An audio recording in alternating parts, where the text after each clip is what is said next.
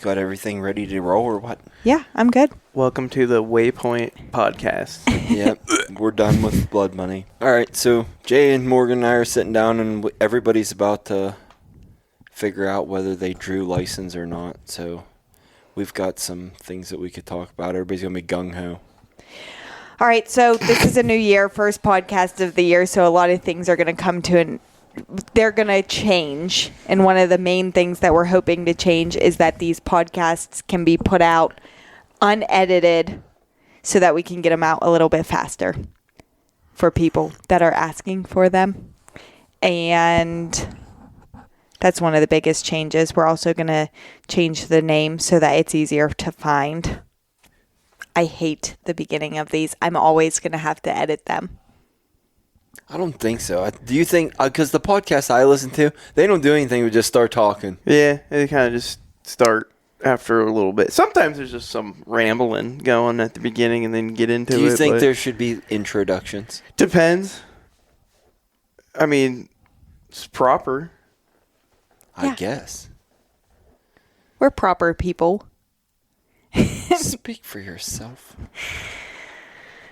So with tags coming out, people are going to be excited. If they do draw, they're going to want to know about gear. Yeah. They're going to go to, forums and different things, and you can go down all kinds of different rabbit trails and basically still come up with the same questions, wondering, which is which. Should I get a bigger caliber, smaller caliber? What pack do I want? What vinyl harness do I want? And, a few things that everybody wants to get when they come on a, hunt like this. Yep. Fired up. Income taxes. Yep. Got some money to spend. So. Perfect. Yep. I just got everybody's applications in. First hard part is done. So April 15th, the results will come out, and then we can, well, hopefully some people have their gear, most of their gear. I would say a lot of people, because we try to book them at least a year out, so they've been stashing gear away and listening to us, but there's still tons of questions, and people like reassured. Hell, I text all my buddies before I buy something just to make sure that they think it's a good idea. Yeah, watch 10 YouTube videos on it, and sometimes I'm like split still in the, what I really should do. But like on gear and things, we're not needing too many YouTube videos on that. We've trashed enough of it over the years, and this is our livelihood. So we are wearing that kind of stuff out, and it's not cheap, the good stuff. No. That's going to be the hardest thing to get across, that any of the great gear is probably going to be some of the most expensive ones. I hate to say it. Yeah. So one of the things I can tell people are really wanting to get into gear, because I got an email today about packs. So I won't give out names, but there was a client that texted us or emailed me that said, would this backpack be sufficient for the rifle hunt I have scheduled next year? And it was a QU day pack, which I can tell already that this is not going to be a good pack for clients to come out with. It's something that doesn't have an internal frame is what we're looking at here. Yeah. And we know a client that came out with a pack like that without the internal frame. And it was good for his lunch and maybe his extra pair of socks. But when it was time to pack out his elk, he really struggled. Which you can borrow a frame pack. There's ways around all that. Yeah. But without a little internal frame, you're going to have to strategically pack that thing every single time. A Nalgene bottle, any type of, when you sit down, or even if it's something heavy's against it, it's going to push on different body parts on your back, sore your kidneys up, so on and so forth. Yeah. The way I look at it is, if you want to spend the money, and you're looking to buy something because you want to buy something that is going to be good for Western hunting, and you might want to go on a few more of these type of trips, having an internal frame, it makes the difference. Even like Josh said, just carrying your water. Yep. It's a lot more comfortable when you put them on. You can go to the shows. There's always vendors that are there. You can put them on and walk around, and you can tell even without really a lot of weight they're structurally more sound and a lot more comfortable. Yeah. And most of these guys they're worried about spending the money right off the bat and then hating them. But we know so many clients that spend the extra money, get a good pack, and then they're texting me pictures of them back in the eastern woods with their pack on and everything like that, just using it daily. Even some guys using it for work daily just because it's comfortable. So I don't think that splurging a bit for something that's going to work on a hunt that's so expensive that you're just going to throw it in your closet and never use it again. They're very versatile. So when we say internal frame, all of us here, we're engulfed in this every day. So we know what an internal frame is. Let's explain like exactly what that is. And we're not meaning like an aluminum frame wrapped inside of canvas. A lot of times it might even be a foam layer and something rigid like a piece of plastic in a Velcro, like its own compartment in the back of a backpack. Other times it could be carbon staves. There's lots of different types of internal frames. But basically, if you pick up a backpack and you could fold it in half, it's junk. Yeah, you're not going to want it. And there's plenty of uses for it as well back in the East. A lot of guys that might hunt public land or are a little more mobile and hunt with tree stands or anything like that, and are used to carrying them in on your shoulder and your back. I mean, it's starting to become way more popular now, seeing guys with the saddles and different things rolling with an internal frame into the woods with all their gear. Yeah. It's way more comfortable. Yeah. So what would you guys recommend? List out maybe throw out a couple names. This is the age-old argument. Even amongst the guides, at one point in time, we all run the same exact backpack pretty much. And then fabric failures, companies selling, we have all kind of went in different directions, probably in search of another good one again here in the past 2 years. Yeah. And we're fighting with, what's going to be the most durable because we're absolutely abusing them. We're not cleaning them most of the time. If you smell your guide's pack, it's going to make you throw up. I mean, he's a good guy. It just is what it is. We're hard on equipment, and we all look for backpack. I know I do. I do not want to put any meat inside where any type of my hunting gear is going to be, because as a client, also as a guide, mainly this is how I make my decisions, is I cannot take tomorrow off and clean my gear. So I'm going to have to be able to at least hose something off or just run with it how it is, however, so that I know that my extra calls aren't getting nasty. Maybe that little puffy jacket I had, my battery packs, all that garbage that I have in my backpack is not getting nasty, meat smelling. So we all kind of go towards a backpack that separates away from a frame. Correct. And almost all the top brands have now started to do that. Yeah, it's hard to, if you go and Google and type in external hunting, frame pack, there's going to be plenty of brands. You can spend $200 or you could spend $1,200 on them. You can kind of pick and choose from there, and you can decide what price range that you really want to go for, how often you're actually going to use it. Are you going to only use it out here? Go for something a little cheaper like a mystery ranch. You'll do just fine on the few hunts that you ever go out west, and maybe play with it back home. But if you want to go with something that you're going to use all the time and maybe use it back home or whatever you're doing, a lot of us run Stone Glacier. We're starting to kind of stray away from it. Yep. Exo Pack, Mountain Ascent. There's so many. So definitely for a day pack, you want an internal frame. Now, guys that have a couple trips planned out, like in the years to come, and they think they're going to love it and want to like rebook or go double, would you advise getting an external frame? Spend the money on the external frame more, and then just get a day pack that you can strap right to it. Internal. We've been saying external. No. No, that was my other question. Like, if guys are like, because we get it a lot, they'll be like, well, we're going to come out to Montana for our first hunt, but then we're probably going to try Wyoming, Idaho, and then they list, like, if they like it, then they're going to continue to come out west hunting or do these kinds of hunts even back home. So would it be more sufficient to just go with the external frame right off the bat? Everybody's searching for a do-it-all pack. It's not possible. Okay. As kind of the way I look at it. If outdoors is things that you do, everything, camping, hiking, whatever, packing duck decoys, you could use a frame in everything, working out. There's so many ways with these new frames that you can adjust it to anything that you do.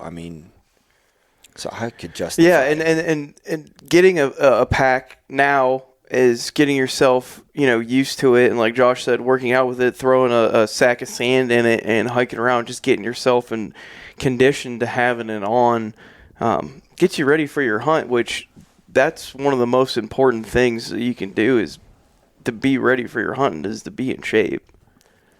Most of these packs that we're talking about aren't pocket crazy. Everybody wants to do it so they can.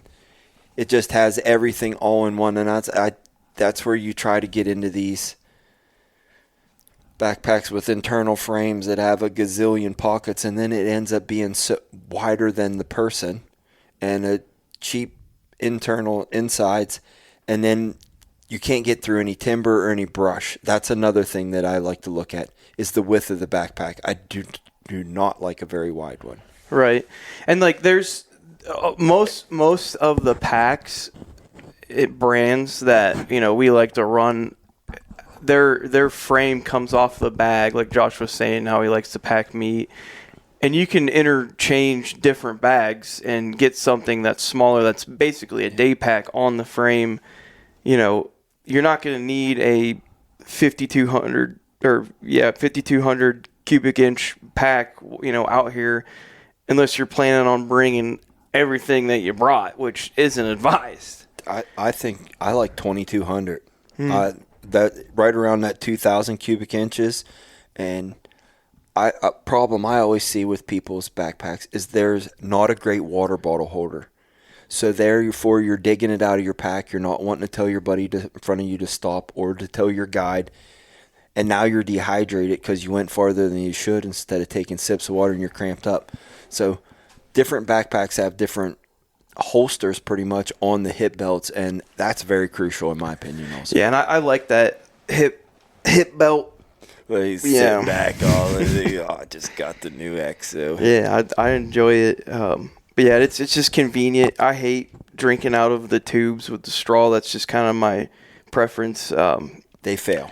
They do fail. And there are some that have been torture tested and will be fine, especially for a week. It's not that big of a deal. It's not like you're coming back to the lodge most nights, if not all the time. But I don't like cleaning them. So, you have to clean the little tube out. It falls over and the mouthpiece gets dirty and it's just gross. And I couldn't imagine, just me personally. I drink out of my Nalgene. I drink out of it at the dinner table. Like, I'll fill it up. Like, it's just an extension of your everyday carry. And they're cool, dude. You can signature them up. And you got them in your little holster. You can whip them babies out. Yeah, you got your stickers on them. Exactly. Looks cool. So while we're on that, 2,000 cubic inch packs, Nalgene bottle, water bottle, holster. Those are all recommended. What else? Let's go on like the little things that they should pack and that they shouldn't pack. One thing I want to say is nobody needs to bring a spotting scope, right? You don't need to unless you have one and you really want to use it because that's the type of or thing you want to do. Or you have a dual eyepiece Saguaro and you want to come brag on that puppy. I'll gladly pack it around instead of mine, as long as you let them use it. Yeah. Your guide, you let your guide use that for that week because they're pretty heavy. That's okay, man. The eye fatigue dual. It's pretty nice. But if the client wants to carry that extra heavy weight, then yes. For me. Yes. No, I'm not carrying it. Yes. He has to carry it for my use. Okay. Just to clarify that. So, It might have been muddy at the beginning. I rethought it. Well, some of your clients might do that. You thought about having to carry it up that hill and was like, no. So what should they be bringing? And you can split it up in archery and rifle or however you want. Jay, what's in your pack? I'm just going to tell you what's in mine. You tell me what's in yours. I like to keep it super simple. There's so much stuff that you really don't need while you're out there, you know. What are things that never leave? Things that never leave. I mean, obviously the med pack, my skinning knife and knife sharpener with the game bags that never leaves. Extra flashlight. I mean, those are definitely things that don't leave. I really don't have a whole lot more other than different seasonal things that I might have with me.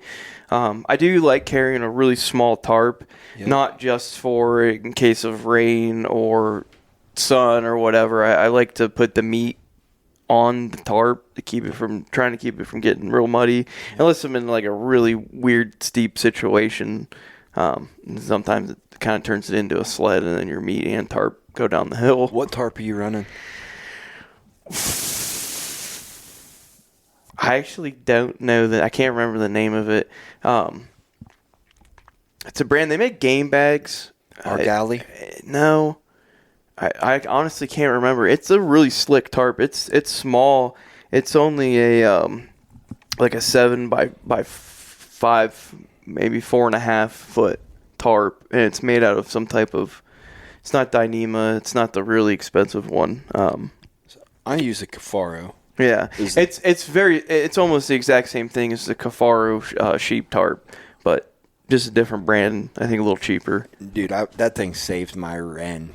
My A55 lots of times. That's part of my essentials that never leaves my pack. The only thing really different that I run in my pack that never leaves it is I have a Spartan Dark Energy battery pack, and I swapped all my flashlights.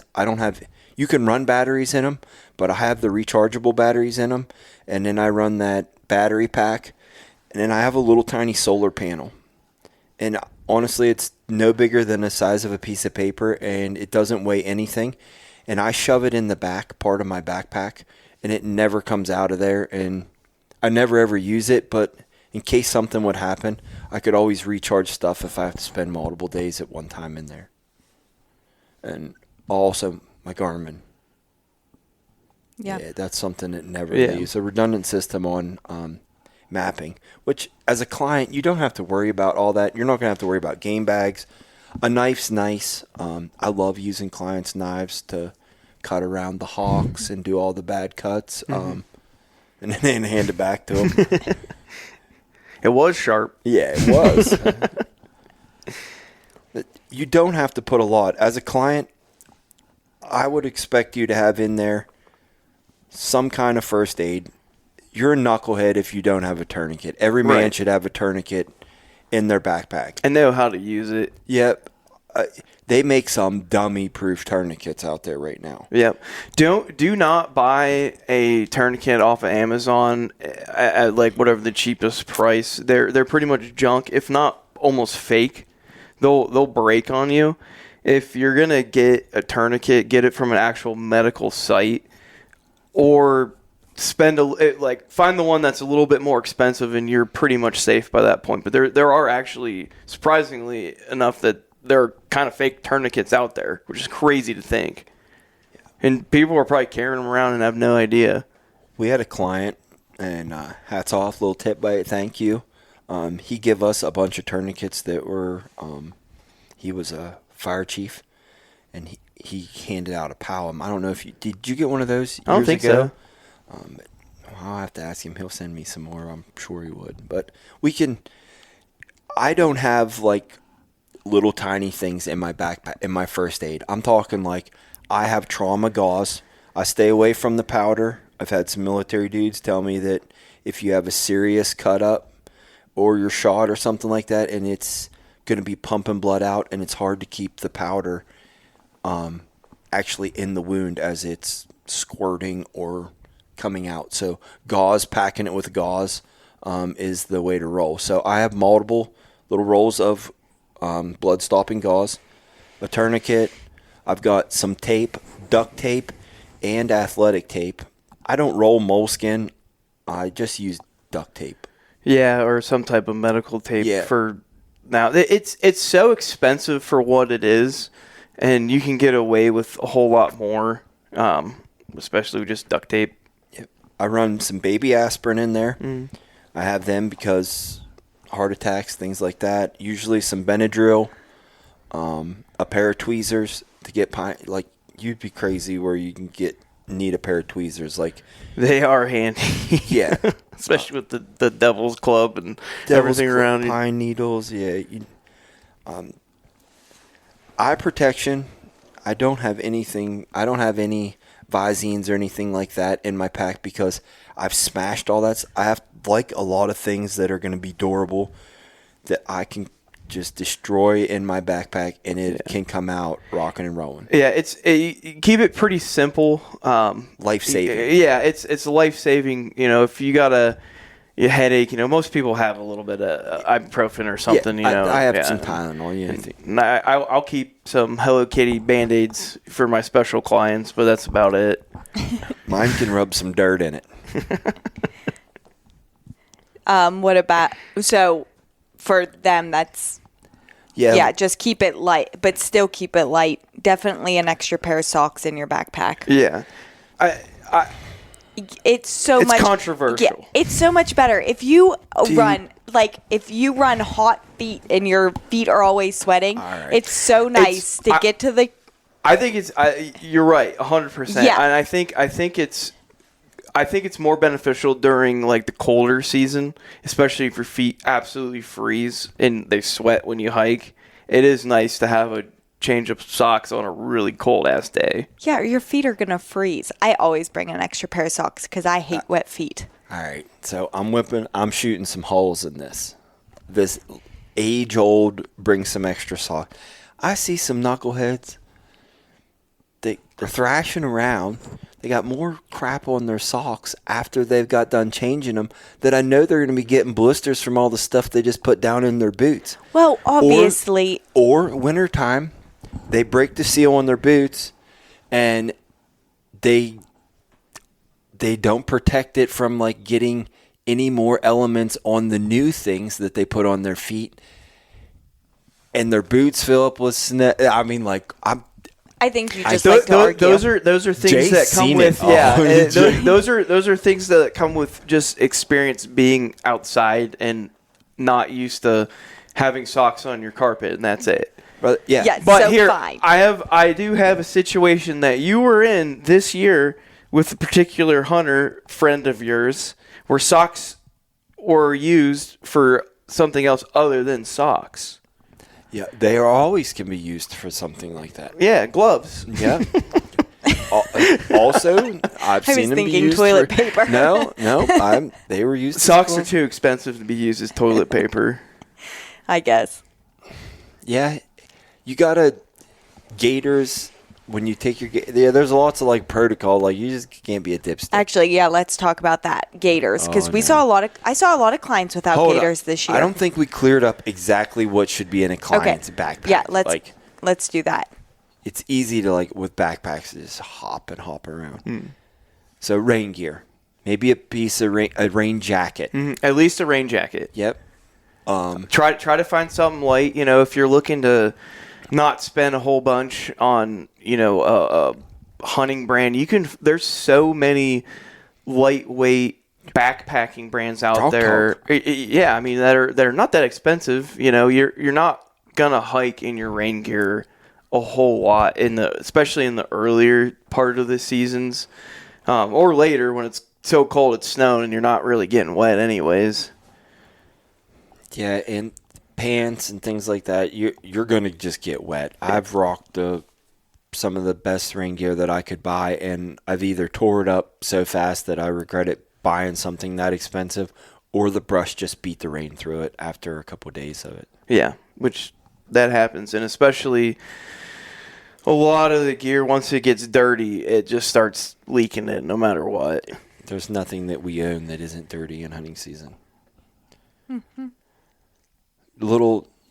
Tell you what, though, the Yukon KUIU rain gear has been by far the best. I still can't get that to soak through. I've had it for a while, maybe 5 years, and it's still waterproof. It really is. But the downside of it, it's super thick. It's something that if you wake up and it's pouring rain and you know it's going to be raining all day, you throw on a pair of long johns and then and that's what you're hunting in for the day because you're going to get hot. Yep. Yeah, I think they need to have flashlight. Don't cheap out on flashlight. Headlamp. Headlamp. I don't mind a flashlight neither hiking down the trail. I mean, unless they have trekking poles. Then flashlights suck. They do make gators now with lights on them. Those are pretty cool. Wow. I saw this. Really? Yeah. So, yeah, a headlamp, a redundant system, either batteries or the charger pack. I like a charger pack. You got to be thinking about the elements it's going to be in. The cheaper one of them, if you buy the one in the checkout line at Walmart, that's probably not going to last real long when it's in 30-degree weather. You got to think about that. There's good quality gear, but it's going to be, like I said, expensive. And it usually means it's lighter. And every pound is going to be huge. Yeah, and if you're worried, and just kind of feeling like I don't need to spend this money, but you're the type of guy that's going to be miserable if everything you got on's heavy and wet, you're not going to have as good of a time. There's no doubt about that. I mean, we've seen guys in full Carhartt gear and completely soaked in whenever they get in from the hunt that day, and they are not having a good day. If you can't move in your hunting gear, you're not going to be able to traverse on rugged terrain. You're not going to be able to hike very well uphill. The restriction from your pants, that all these tiny little things are just going to impact you as the days and the hours and the miles go on. So did we cover everything in the backpacks? Hell no, we've jumping around. Yeah, we can't stop jumping around from it. So hurry up and do backpacks, and then we'll do what should be on your body. When it comes down to what you need in your backpack is not a whole lot. The lighter you can keep it, the better you're going to be able to go. You got to think every step counts. You're doing miles, and it's not miles on a treadmill. It's not miles down the road. It's miles up a freaking mountain. And anything you can do to help yourself out, you're going to thank yourself later. So that's all they need in their backpacks. Yep, very little. Rain gear, first aid, flashlight. Honestly, and Nalgene bottle. That's on your backpack. We covered that. Nalgene bottle. That's what we're talking about in backpacks. An extra in your backpack and on your backpack are the same thing. So Nalgene bottle. Yep. We're not talking about backpacks. We're talking about backpacks. Yeah. My backpack. An extra Nalgene bottle in your backpack with water. Something to carry extra water. I have a hydro flask that I carry water in my backpack. Something extra. A lot of places you can get away with drinking out of the water here. I do. Jay's smirking already. But having enough water for that day is what you need to be able to carry when you leave this place. Perfect. Now on your body. I like to go naked. Actually, I have tender feet. I can't walk at all without boots on. I got a new pair of boots. I'm very excited to use them. I got Crispies. What kind of boots are you running? Kenetrex this year, but I do love Crispies. I've ran those forever. Mainly got Kenetrex just because I felt left out when Josh was using them and wanted to try something different. I know he talks everyone into these, and he was the Schnees guy for the longest time. I've known a lot of guys that have ran Kenetrex for years, and I talked them into Crispies, and they end up going back to the Kenetrex, and so there's something to it. I mean, I like them a little more stiff, and Kenetrex just have that, and especially for this type of terrain where it's steep.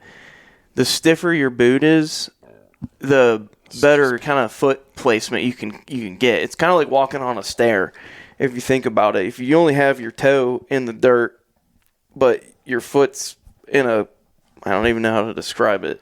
If you can only use the corner of your foot, you're only using the edges. The edge of your big toe, the back of your little toe, the bottom part of your heel, and only an inch of that boot sometimes is grabbing a little ledge, a little... Yeah, and it's still like your foot's flat on the ground. Exactly.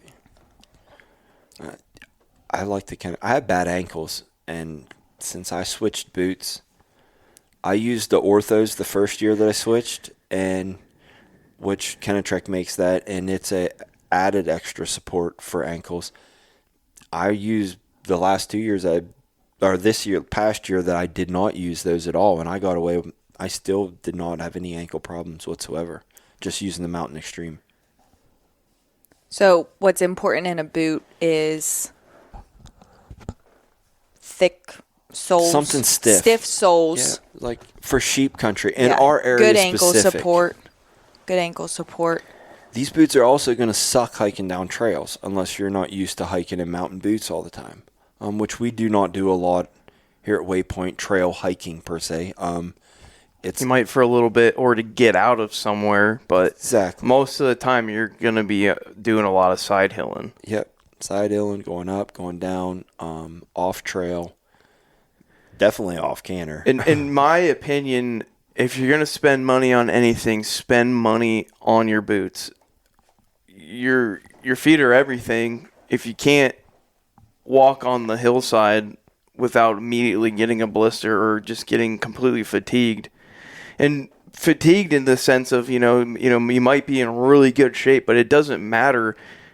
You probably didn't train your ankles. It's just something that you don't do. It's really not anything you can prepare for unless you're actually just doing it. Yeah, so there is a reminder. If you are listening to this podcast and you have a hunt with us in September through November, you should have your boots. If you don't have your boots, get them right now and start walking in them so that they are broken. You are not hating yourself. You're going to get blisters no matter what. Yeah. And breaking them in, I feel like anymore isn't as necessary. It's really just getting your feet used to them and like how you step. We're so used to them now. We can throw them straight on out of the box and go. And I don't feel normal unless I have my mountain boots on.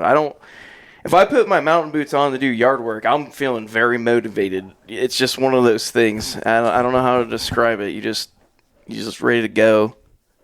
The one thing I like about my new Crispies is the way it's built. It like almost springs you forward. I love that. So that's Kenetrek started doing this, and a lot of boots are going to it. When I've seen them in running shoes, they like per se roll the bottom of the shoe has a circumference. That way you roll over from heel to toe. It projects you forward. Yeah. Yeah, I love that. And my last boots did not have it. Yeah, that's a fatigue thing basically. I mean, it's every inch that you can gain, helps you go a little bit farther without being completely gassed. It's. I believe it's called Everstep, isn't it? And something. Yeah, I'm not sure. And so another thing that will fatigue you is if you don't have flexible pants on, not lightweight, but picking your legs up over blowdowns and moving your legs, and if they're getting stuck because your pants don't fit right. Think of your wife's yoga pants in a sense of stretchy. They don't have to be like that at all, but wearing jeans or your regular Carhartts, anything like that is going to slow you down, which is, again, you're going up a mountain. It's a marathon. If you think of it that way, you're just weighing yourself down. Yeah. Yeah. If you ever did the workout with you put the bands around your knees and then go try to do anything that you would do, your daily activities, it's just going to wear you out and you're going to be miserable and you're going to get mean. Hopefully not, but sometimes. So definitely pants. I don't know what kind of pants it's pretty self-explanatory. All- Stone Glacier, QU, Sitka. If they don't make mountain hunting gear, steer away. Yeah. You know, and there's so many freaking options and everything out there, and I mean, every brand's got a guide brand, you know, like a mini guide brand, or like they have their guide pants, they have their, you know, outfitter jacket or whatever. Those are always, for whatever reason, kind of like in the middle. They're in between late season and early season, so they're a pretty good bet to kind of just go on if you're going to pick something like that. Yep. And these, you're not being everybody. I can't wear my Sitka or Q. You guys are just bougie from it. No, you've not hunted in mountain country. You've never been so miserable out in the woods that you've changed your 6 pair of socks from your crappy boots, and you're stuffing paper towels in your boots to hopefully dry them out a little bit to keep hunting for the day. And it ain't even noon yet. Yeah, speaking of that, good transition there. Don't come out with cotton socks, all wool socks, merino wool, and also gaiters. Those 2 things they need to be attached to your boots as well. Right? Cotton socks, no? Dude, I don't even own a pair of cotton socks. They should be illegal to sell. I'm thinking about talking to, we're not supposed to get political, but talk about what's his name and get him to like make it illegal to sell cotton socks. The guy that's got worms in his brain controlling them? Yeah. RFK? I didn't want to I get like Morgan him. started, but I you like him had too. to say It's it. just funny. Well, okay, yeah, cotton socks and then gaiters. Minis or mid-length, I guess, whatever's the most comfortable. Okay. Minis and archery. If your gaiters, if you're walking through because you're styling your stuff up, you're trying your kit on, and you're walking around in your house and they're going, shh, shh, shh, shh, send them back, or go throw them away, Or break them in. Yeah. Or put them on correctly and then try again. Yeah, because if you show everyone- up with your gaiters on backwards, I'm gonna make fun of you. It's not that big of a deal, and it's an extremely easy thing to do, but it just bothers me, and I can't not. We remember Point it out. every single person that's walked in with their gaiters on backwards. Archery hunting, it's huge not to have a gaiter that makes a lot of noise. That's why I run a shorty in archery season. It's cloth. It's about the same material as my pants. It's not going to do anything for moisture. It just keeps everything very tight on the bottom of my boots.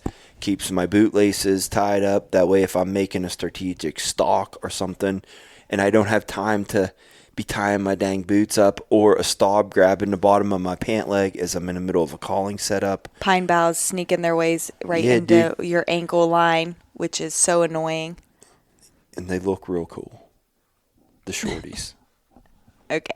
Yeah, you look like you know what you're doing if you Yeah. got the short ones. Absolutely. Yep. So archery season, short gaiters. Rifle season, probably like mid-calf. QU Yukons, my opinion, greatest. Yeah, you can bust through Can't the go snow. They're durable. I mean, you can stand in the water for a good long time. It's basically turning your mountain boots into knee boots, Yep. kind of. Yep, worth their weight in gold. Gloves. Dude, Go for it. I rock fingerless wool gloves. I've used fly fishing ones for years, and it seems like the last couple now, it's like a lot more hunting companies are making fingerless wool gloves.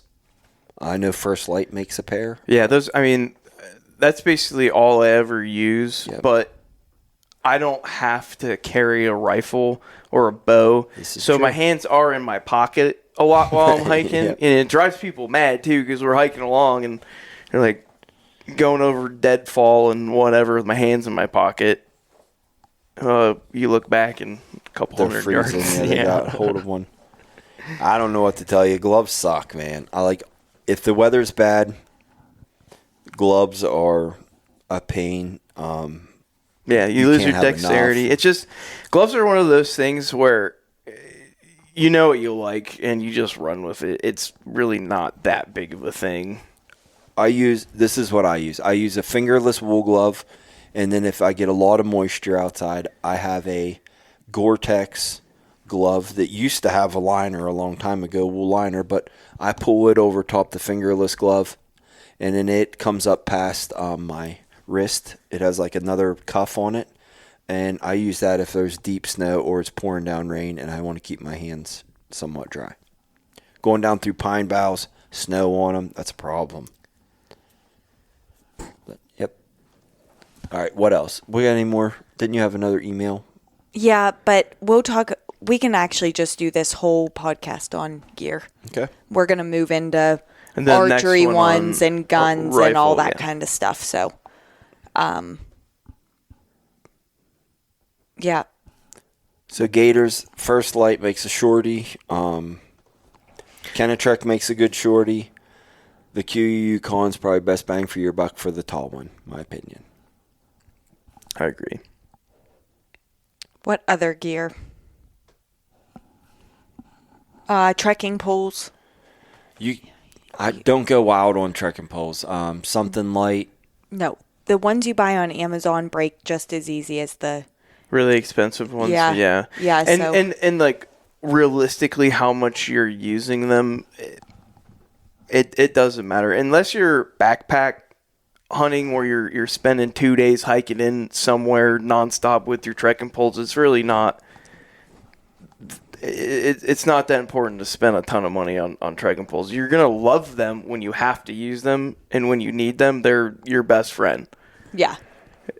They really are 4-wheel drive for a pack out or extremely, getting yourself out of a hairy situation and some really steep and crappy stuff. Here's the only dilemma I see in buying the super cheap ones. They don't break down very far. They stick up, they'll like compress down to like 2 feet or something, and then they're like this conglomeration of crap hanging off of a backpack, and then the client doesn't want to take it because it's hooking on everything.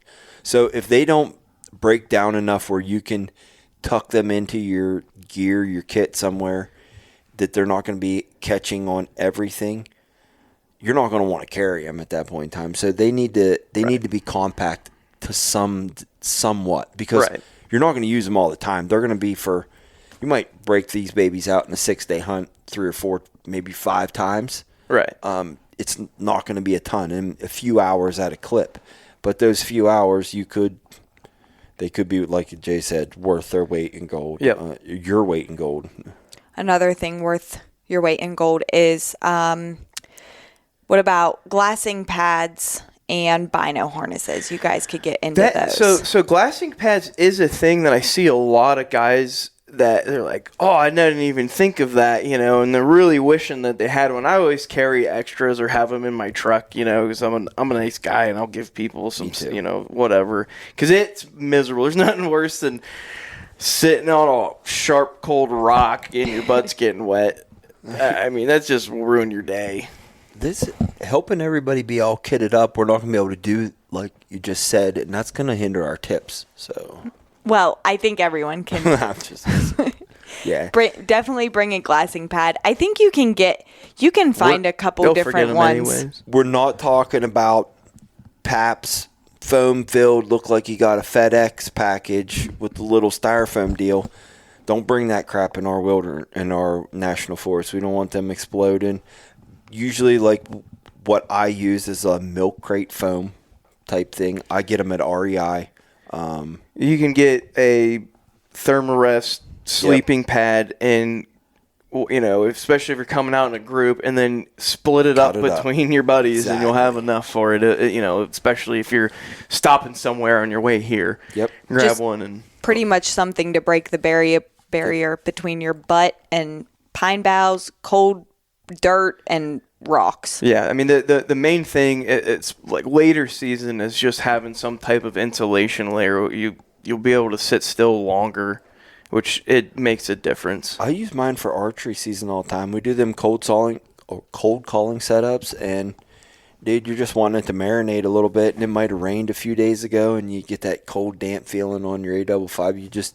I whip that thing out and sit on it, and I use mine constantly, nonstop. Yeah. It's part of the kit that never leaves my backpack. Yeah, I didn't even think of that. That is something that never comes out of the bag. I have it for everything. One of us should have probably had our packs sitting here so we could. Yeah, it's okay. This information's on our website too. It's funny because like that type of stuff, because we've been doing it for so long. It's just that's our pack. You know what I mean? Like, I don't even see that as like stuff that I have in my pack. It's just it's there. It's a part of it. You know what I mean? Like that is my pack. And most of these backpacks that we're talking about, a good place to store this is a spot that's going to be quick, easy to get to. I put it on the bottom part of my bag, essentially right above your butt crack, your L4, L5, that part on the backpack. That way you can easily, you don't even have to totally, you can just reach back behind you, undo the straps, whip it out, sit down. And then if you stick your pack down on the ground also, that's a vapor barrier, dude. Like also from the bottom of your pack, saturating water in. Something that the clients should carry in their packs also is Zins for their guide. Absolutely. Wow. I'm serious. If they don't have Zins for their guide, then I mean, are they really even hunting? You guys start getting shaky. You can't glass as many animals. Yeah. Well, Josh can because he got those very binos. Irritated. Yeah. When he doesn't have them. Like if your guide gets to the glassing knob and starts feeling around and has a very panicked look on his face, and you pull out a can of Zins. So mostly what? Peppermint 3s are pretty average around here. He'll glass for you. Absolutely. Another thing, bino harnesses. Has anyone figured out the perfect bino harness yet? Dude, my bino harness is the best. Of course it is. I'm telling I you. hate every bino harness I've gotten. That's because I haven't let you use any of the good ones. I always give you whatever I didn't like, and I tried. I hate to say it. And I talk you into it. Don't get a bino harness that you could literally put your spotting scope on. It's so annoying. Just one that completely, like, I might as well be wearing a huge pack on my back. I hate that. I don't have tits either, so I don't know. I like the... And if you're a client if you're a woman, get a very ultra slim bino harness, or it's just annoying. And if you're a client coming out with testicles and tits, hit the gym, bro, because that's going to be a problem. Stop it. We're gonna have a workout podcast too. So in the future, Jay, what kind of bino harness do you have? I have a Muley Freak one that was donated to here, and I honestly, it's been the best one that I've ever used. In the sense of just like a few little tweak things. The rest is everything that I've done to it. It kind of seems like every guide has a bino harness that is an extension of themselves and how they like things and where they like things. I mean, even Josh has the, in quotation, perfect bino harness, but he's already pulling stuff off of it and figuring out a way to make it better for him. Yeah. I've got two of them now. What do you have on your bino harness? I have a spot for my rangefinder. I have another little pouch that I keep my Zins in and extra ammo, a few rounds. And I have a spot for my phone and then my pistols attached to it as well. Okay, so your pistol is on your harness. Yeah, and I have a wind checker that's attached to it. So it's kind of, it's a lot, honestly, kind of when you look at it. It's kind of heavy, but it's comfortable for me how I have it set up, that I don't feel like it's really dragging. It doesn't move. Like if I can run and it doesn't bounce around, that's what drives me the absolute most insane. Whenever I try on a bino harness, if I cinch it up and it's just wiggly and kind of all over the place, snags on things. That's a huge deal breaker for me. And another thing too is when you are putting on your bino harness, especially for the first time, because we all have our set, to where we have them, and it changes a little bit throughout the season, when we start wearing more layers. But what I like to do is breathe in as hard as I can and then cinch that thing down real tight. That way, when I go to heavy breathing later, in the day, whenever I'm hiking up, up the mountain, I'm not suffocating myself and only able to take little shallow breaths. Yeah. It's good. Yep, very good. Good tip. Go ahead, ask me what I'm using. Go ahead, honey. What kind of harness are you using? So, I'm using the FHF harness. and then I run a Rasco pistol, and I have lost a pistol. Rasco pistol harness. Yeah, well, it's a gun holster. And it goes underneath of the bino rig. And it's called a chest harness rig, I guess would be the terminology used. That way, if you were to get smashed on one side or the other from a grizzly or something like that, it's easy to go to the stationary position, get your gun right out of the center. If you fall down side hill and you can fall on your sidearm, I don't like that on your hip. I don't like it on a backpack because then it's not with you all the time. I like it with my bino harness right there. So I run a pistol, my binos, a Garmin Alpha 200 for inReach and for secondary mapping, cell phone harness or cell phone holder on the right side, and then I run batteries. I tape batteries together that I use for all my stuff. And I put it inside my bino harness that way in case, because the new binos that I'm using are the Sig Sauer, and they take a battery, which I haven't had any die on a hunt with me, but heaven forbid I wouldn't be able to use that self-stabilizing and have to go back to. You make a good point too of another thing that's always in packs, in my pack, is specific batteries for like rangefinder, Kestrel, whatever, that there's just a little a little thing of specific batteries that are brand new, and I change them out every you have to change them out every year. I put tape around. I tape them up if there's more than a couple, that way negatives positives can't touch, and then I tape them around those, so can't hit anything metal in there and like go dead on me. This is like a spider web of what's in your backpack. So one problem I see that clients do is most people with bino harnesses, they run the rig too low on them. Yes.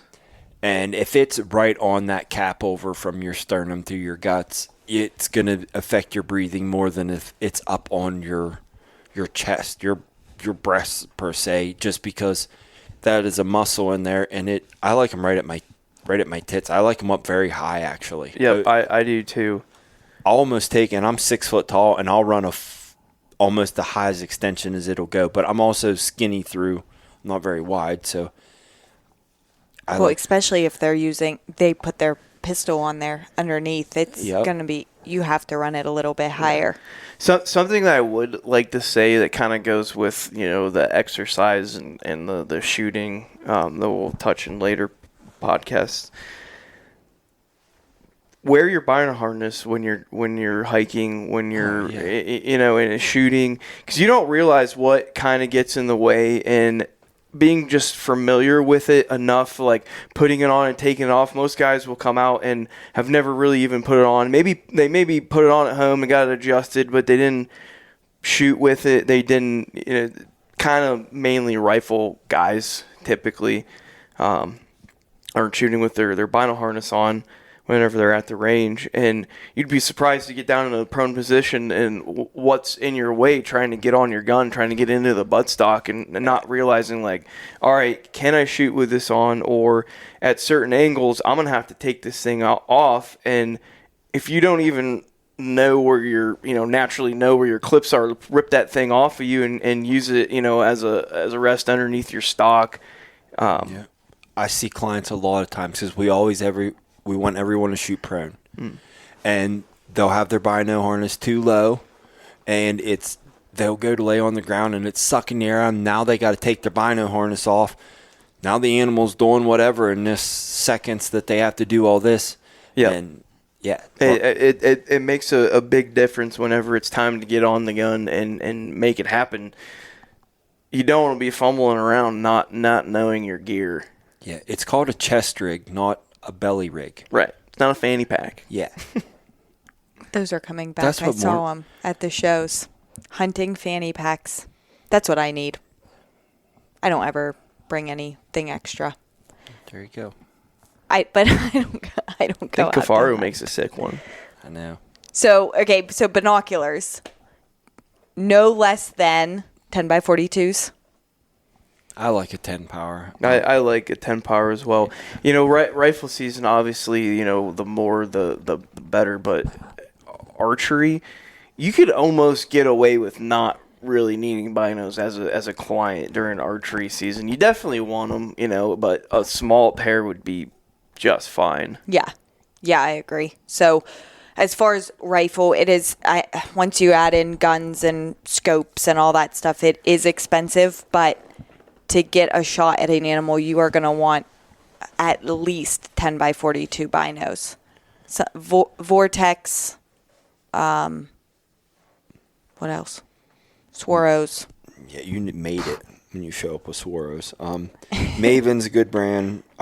There's lots of. Yeah, Maven is good. People know what the good brands are and you can get by with budget. You don't have to have the craziest stuff, especially for the binos. It's just how much effort are you really going to put into it? Yeah. And if you don't plan to glass at all, hopefully you bring extra tips for the guides that have to glass the entire time. Or have your bootlaces strapped up and be ready to do some hiking. Yeah. A little timber knocking. No, all the clients came out and glassed this year. I think we touched on that one podcast where the clients didn't want to glass, and then it seemed like everyone kind of figured that was a very rude thing to do, is to just sit and wait. I just don't understand how you would want to come out here to do this, and you're excited to come and do it, and then not want to do it when you get here. We're not yes, we are hunting for you, but don't you want to hunt too? Why did you come here if you don't want to hunt? Yeah. It gets us excited when we see that you're excited about it. And we're doing really a lot better at screening the clients and things like that. That way everybody is coming with the like mindset of us, and that's on us as booking. That way we can get like-minded people that we can all go out there and enjoy the outdoors together. That's huge. Lazy and touches on the mission, the new mission statement. Yeah, which that's going to be. We need some Morgan to guide us through on that one. We need Morgan to keep us politically correct. Yes, that's what I'm getting at. I'm getting less and less politically correct these days, but okay, so we can end in this gear list, because I'm looking at our website, with pistols and bear spray. I like both. If you have both, that's good. Okay. There's a bear behind every corner. Yeah, don't bring bear spray.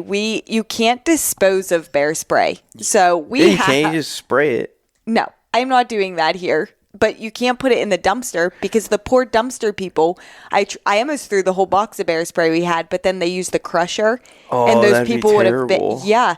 So I have boxes. It says that on there. Yes. I have an idea, though. We could use all the old bear spray that people leave here as an initiation for the apprentices. Or for your airsoft battles. You guys can. That's a lawsuit. My goodness. That's you were just talking about the poor people. Brian's kid comes over to get shot by us, and then we bear spray him. We are not. I'm pretty sure it's more of a lawsuit if it's an initiation process. But I don't know. I'm back and forth about bear spray. I absolutely hate it, because I've gotten hit with bear spray and it peeled my eyelids off.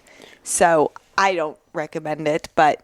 Well, there's in certain instances, bear spray would be good, but you're going to be with an experienced guide if you come here with us.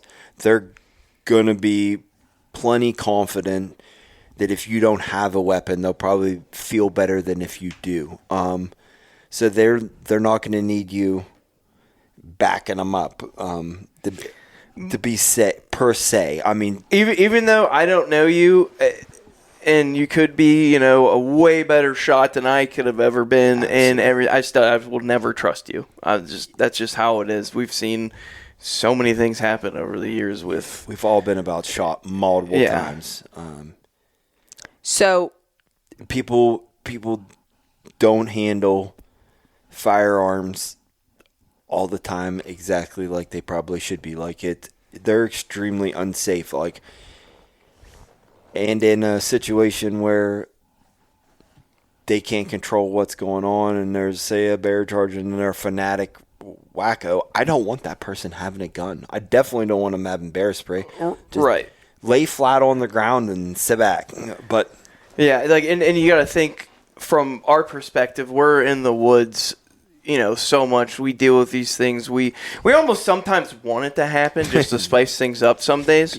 But good podcast material. yeah, and you're coming from, wherever where you might not be around anything like that ever in your life. The last thing we need is someone stepping in and trying to help like that.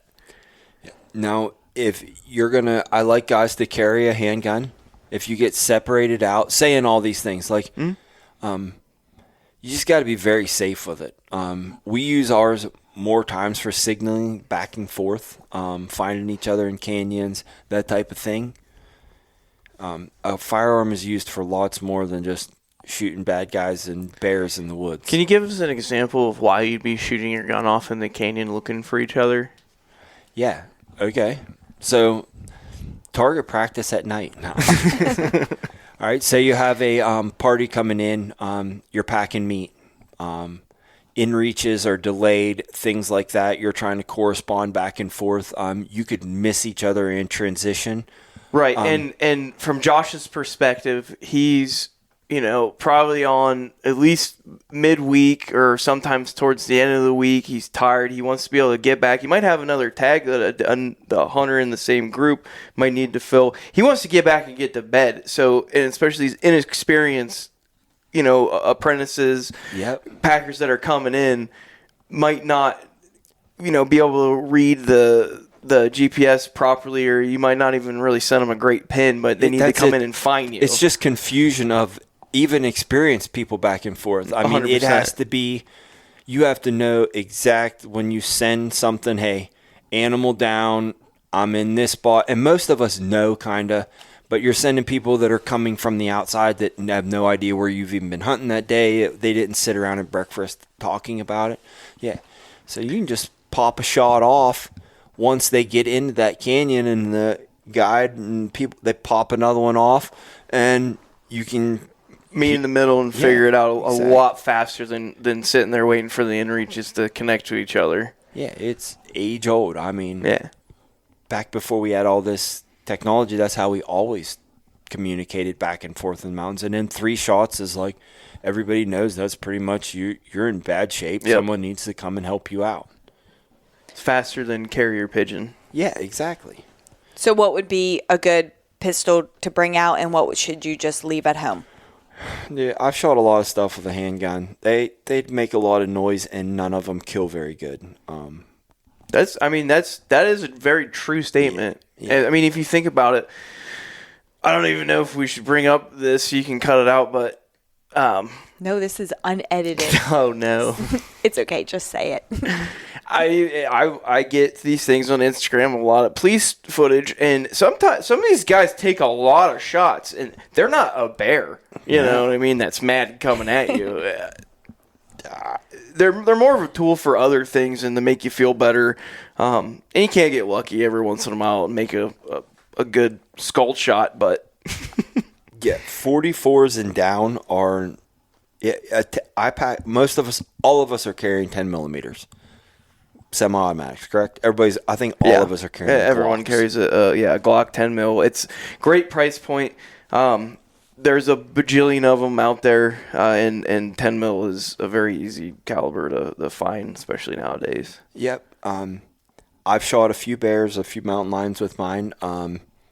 It kills them just fine if you hit them perfect. If not, it just makes a lot of noise, and yeah, they don't penetrate. That everything has a short barrel, which you're going to be carrying a short-barreled firearm. You're not going to be dirty harrying it out there with your 9-inch Smith & Wesson, because that's going to be just crazy to pack through the woods. Everybody's going to want a compact type of firearm, 4-inch barrel probably or less, especially in a wheel gun. That's usually very common. Yep. Yeah. So 10 millimeter or better if you're actually serious wanting to buy a firearm in self-defense in grizzly country against the big predator. I suggest that. Yeah, I do too. It's just one of those things. If you're like 100% like gung ho about I want a pistol while I'm out there, then get a 10 mil. It's, they stack. You can have a whole bunch of rounds. It just makes sense. Yep. If you're not gonna, any handgun's better than no handgun for noise. Just I mean, you never know, dude. Lions are crazy critters.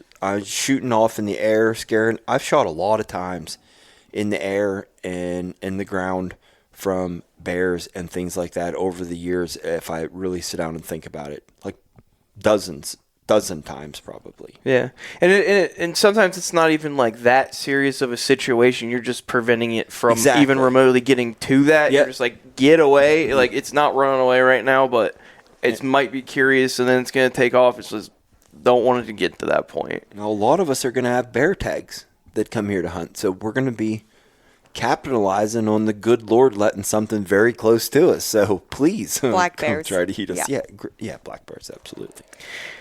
Yep. I think that goes without being said. Yeah. But We just want, we want you to feel safe. So if you would rather carry a handgun than not have anything, we'd rather bring a gun. If you want it to be worth something out here with grizzlies, I would say 10 millimeter, not less. And then if you do feel more comfortable with bear spray, then by all means, wait till you get here, use a can of our bear spray. That'll be fine. And we have plenty if it makes you feel better. If you're unsafe with your handgun, the guy's going to tell you to leave it at home. Leave it here at the lodge. You know what I mean? You just... I'm not afraid to take bullets from a grown man. I'm not. From the magazine, not out of the barrel. Yeah. Right? Yeah. All right. I think that covers it for gear.